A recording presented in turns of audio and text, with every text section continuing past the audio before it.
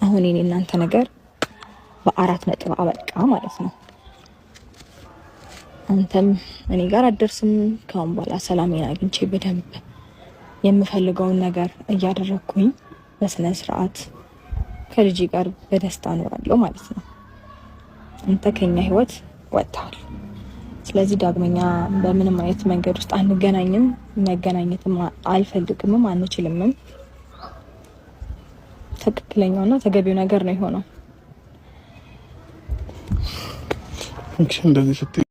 ሰላም ሰላም ምርጦቹ ባለማተቦቹ ሙስሊም እህቶቼም እንደዛው ዛሬ ሩታ አመጣጥሽ እንዴት ደስ እንደሚል ደስ ሲል አጠገብሽ እነዛ የሞልዊያ ጭንቅላት የመሰኑ አብሮች ሲኖሩ ድብድብ ያጫውትሻል።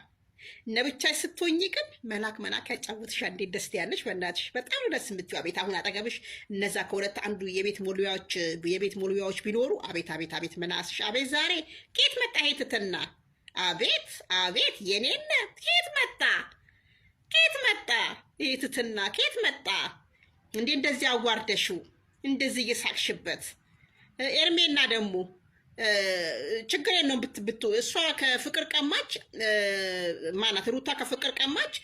አንቺ ደግሞ ከሩታ አብረሽ ብትሆኚ ምንም ችግር የለም። ምን ሆነሽ ነው ትናንትና ምን ቅር ብለሽ የልሽው? አንቺ ደግሞ አካባጂ እኔ ወደ ተመለሺ። 5 ሁላችንም ልንከተላቸው የሚገቡ የክብር ህጎች። አንደኛ የትም ቦታ ሳትጠራ ወይም ሳትጋበዝ አትሂድ። ምን ትሰራለህ?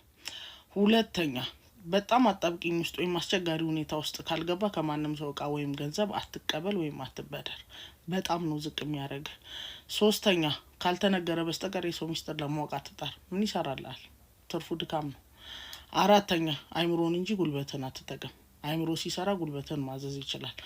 አምስተኛ ቦታን ወቅ። ብልጥ ሰው ምኑ ጋር ብልጥ መሆን እንዳለበት ምኑ ጋር ሞኝ መሆን እንዳለበት ያቃል። ሰው እነዚህን 5 የክብር ህጎችን ተግብሯቸው። ኤኒዌይስ ግን መልካም ጊዜ። ህይወት እንደዚህ ነች። ሰዎች ይመጣሉ ይሄዳሉ። አንዳንዶች ይጠቅሙሃል፣ አንዳንዶች ይጠቀሙብሃል። አንዳንዶች አንተ ስለሆንክ ይወዱሃል፣ አንዳንዶች አንተ ስለሆንክ ይጠሉሃል። ስለዚህ ስለ ሰው በማሰብ ጊዜን አትጨርስ። የሚወደህን ወደ የሚጠላህን ትተህ ወደፊት ተጓዝ።